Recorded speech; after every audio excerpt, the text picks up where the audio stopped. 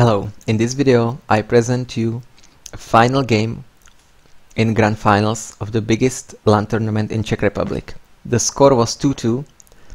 It is PvP on Belshir Vestige. So the atmosphere was pretty tense and we really tried to play our best games in this closing match. Well, I'm gonna play 3-Stalker opening with a 3-Stalker and Mothership Core pressure into being safe against everything, into playing Robo, Observer, Expansion, Macro Game and Harassment. The Belshir Beach, well, this is Belshir Vestige, is special for its narrow corridors and the fact that Colossi are pretty strong here in this matchup. I presume my opponent is going to play two Robos and Mass Colossi against me, so I'm already figuring out of how to counter this. I scouted my proxy positions and you can see I don't probe scout because I think it's not necessary. I want my opening to be as economically efficient as possible, so I plan to have a full economy as as soon as possible. 16 probes on minerals, 3 probes on each gas. I start with just a little bit gas mining because I don't want to stop my probe production and I want to have cybercore as soon as possible. As soon as I put my cybercore, I filled 2 and 2 probes in each simulators and I continue chrono boosting my probes.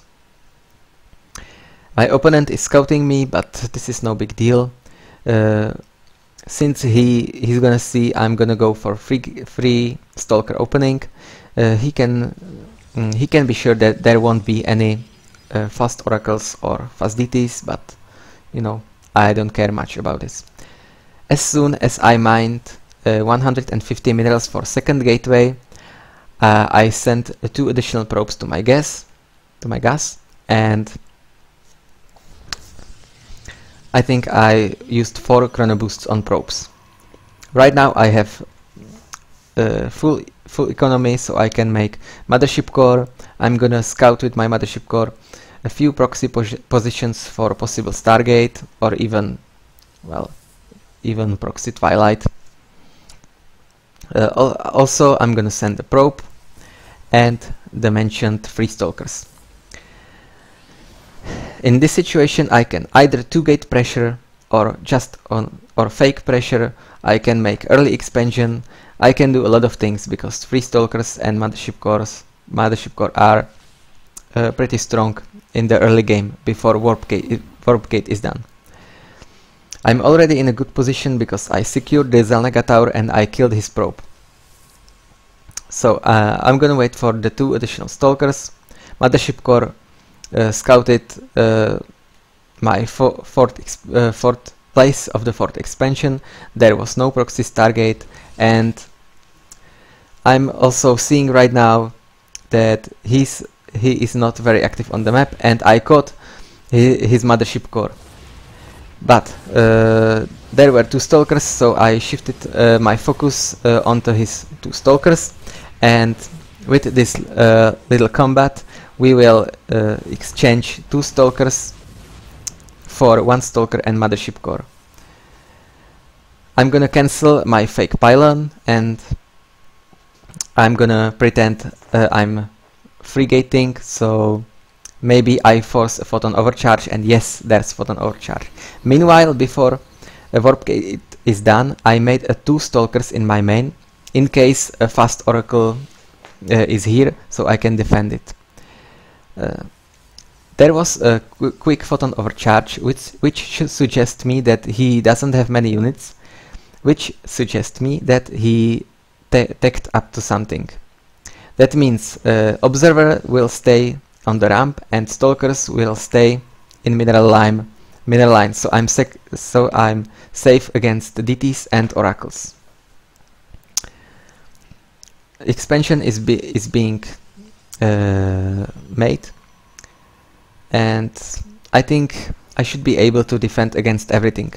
Maybe what is the most dangerous there would be fast frigate blink, but the immortal is being made, and photon overcharge should be ready in a few seconds. I'm gonna send observer across the map, and as I spot that this is not the case of oracles or DTs, I'm gonna move out of my main base. He has scouted me with a probe, so that also indicates for me that there won't be any aggression, because if his plan is to be aggressive, he didn't need to scout me. He wouldn't scout me with a probe. Right now my expansion is a few seconds earlier, but his army is a little bit stronger, so he has the possibility of pressure. He can, if I'm out of position, he can force field and kill my nexus. This sometimes happens, so I have to be aware of that, and I warped in additional sentries, even though I don't like many sentries in PvPs. I didn't hesitate to put photon overcharge, and we exchanged some force fields. We're gonna fight a little bit, each of us will lose few units, but we should stay safe. I'm gonna make War Prism, because my plan is to War Prism harass with Immortals, and his plan is to go 2 Robo Colossi. He is still trying to do some damage, and he almost succeeded to force field my Immortal, but he made a little bit mistake, and with a good micro on my side I was able to save the Immortal. The War Prism flew out. I think I wasn't controlling it, so I will need to back it up and load the 2 Immortals in, while he is making one Colossi after another.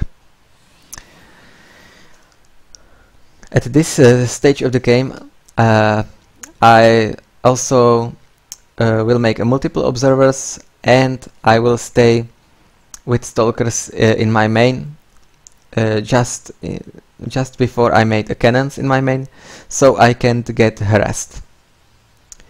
I killed his pylon, which maybe spotted my War Prism, but it doesn't really matter. 2 Immortals in War Prism can always make some damage when there's no Stargate units in the game. I've seen his observer, so maybe I will be able to kill it later. Not sure if I spotted it, but yes. I send the 2 stalkers in my main. Maybe an observer should be there also. And War Prism with 2 Immortal is on the way, and also Urbo Bay. Usually I'm not playing Colossi in PvP, but this map kinda requires players to go Colossi. The difference is I'm gonna play on a few Colossi from 1 Robo, and he is gonna play mass Colossi from 2 Robos. My plan is to stay active on the map, to harass my opponent, and to abuse his immobility. We can already see that I'm doing some damage. I forced photon overcharge, and with this I'm economically ahead, because I'm spending my chrono boost on probes, and I'm in lead of 10, and I'm even doing damage. So this is a nice move, and basically I'm doing what I want. My opponent has to stay in his base, and I can take up 3 bases and charge load Archons and few Colossi. As soon as the photon overcharge expires, the Immortals are back, and they are killing probes, they are doing damage, they are killing even stalkers. There has been a very nice force field, and the War Prism was out of position. That was a mistake from me. I could save both of the Immortals, but at least I saved one, and I will continue to harass with one immortal, and then I will back him to my main army. The third nexus is on the way, so I expect my opponent to go to 2-base timing, since he has so many colossi, and since this map is so convenient for Colossus timing against 3-base Protoss. I'm putting additional gateways, finishing my charge, doing forge upgrades.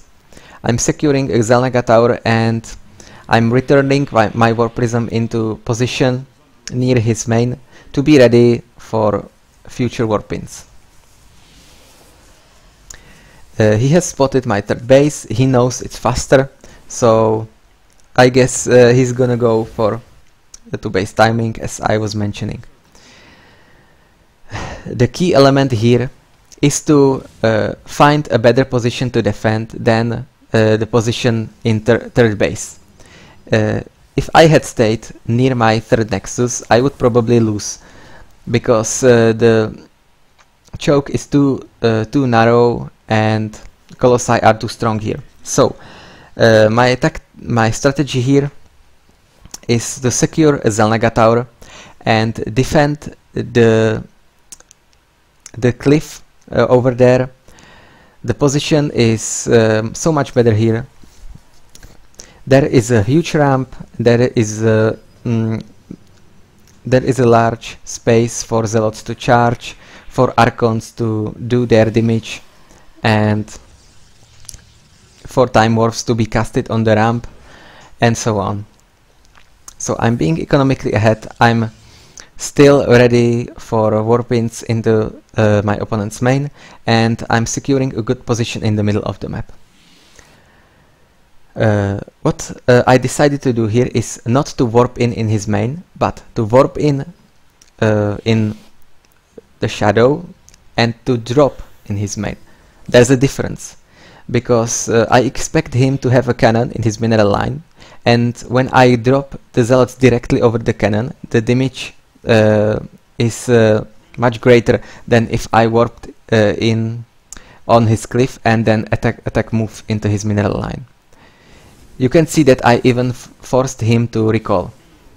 He had seen that I have a too good position in the middle of the map, and he decided that he wouldn't be probably that the possibility that he'd break my army in such a good position is very small, and in meantime he would lose his main because his warpins obviously wasn't ready. So this was a very important moment in this game. There wasn't done that much damage. Well, I killed 20 probes, but the key element is here is that I secured a good position, I had a good harassment, and I had earlier third base. Right now everything is going according to plan. I can make a fourth base, and right now what I'm doing is I'm preparing to defend the middle. I will drop into his main and I will send a run by in his third. He's totally out of position. He has to back his main army. He will lose few units in the main, and he will lose few probes in his third. And this is basically the killing move. There wasn't even a huge battle. There wasn't the clash of the colossi, but yet I have a huge advantage. I killed additional 11 workers. I have a higher amount of gateways. I have good upgrades, good bank. I have DTs. I'm ready to warp in his main. He doesn't have the required amount of cannons as defense. I'm securing both Xelnaga towers, and I'm just outplaying him on every level possible. So right now I should have moved my army next to his third base, and I'm gonna do just that only a little bit later. and as I'm keeping him busy with my warp prism and the warp pins in his main, I'm gonna try to kill his third nexus while I'm securing my fourth. That's also a good point. So 4 DTs are being warped in the place where he don't see it, and I'm gonna drop the DTs directly on the cannons so they can kill the cannons, kill the detection before they die. Meanwhile, I'm killing, just right clicking on his nexus and sending hallucination to spot his position. So this is a really good move for me, and since I see that his army is completely out of position, I'm even making a huge warp in his main, and I recall with my main army. So I think these maneuvers are really good at this, and what I did is I forced him into all-in. He is losing his main, there's no way he can save his main unless he's going back. But he can't go back because he would be too far behind. Right now he is preparing for a last battle, and so am I. We can say that his army is a little bit better. That's the only thing that is going for him. He has to crush my army, and he has to win the battle so convincingly that I won't be able to win even with reinforcements and even with killing his main and third base. I couldn't go down there, but the time is on my side. I didn't need to. Right now I'm losing probes on my natural, which is only convenient for me because it freed my supply and I can warp additional zealots. Unfortunately I lost most of them right away, so this was a tiny mistake, but he got himself in a not so good position. He is cornered in my natural base, and I have a good concave. I can warp in my main and attack his colossi from behind. I'm quite surprised that Archons didn't do as well as I expected. They all died quite fast, and his amount of colossi are higher, but still I can warp zealots in from behind, and I just killed his army. I cornered him, not only in the position but also metaphorically, as caster of the game said, because I forced him into all-in and I cleared his main and his third base, and with good maneuvers I won the game. So thank you for watching.